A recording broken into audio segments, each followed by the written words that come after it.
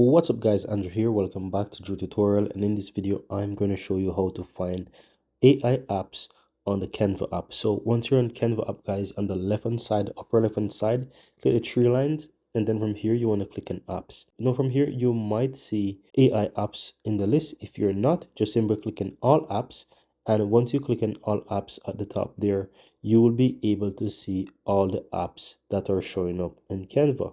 So from here, you will see the apps, right? So you will see for you will have AI generation, you will have audio and voiceovers, communication, and so forth. Just a simple tab that says AI generation. Once you tap that, you will be able to see all those AI applications. And as you can see there, it is showing the AI generations, and I can scroll down and I will be able to see all the list of AI applications that I can actually use within Canva application. So here are some of them, and at any point in time you want to add something, all you have to do really is just click on it. So if for any reason I would like to use maybe the audio cleaner, right, I can just simply tap on that and you can see that I can use it within an existing design and so forth, or use it in a new design or so forth. So it's easy to use guys, and that's why you can easily find AI applications within the Canva app and start to use them to your advantage.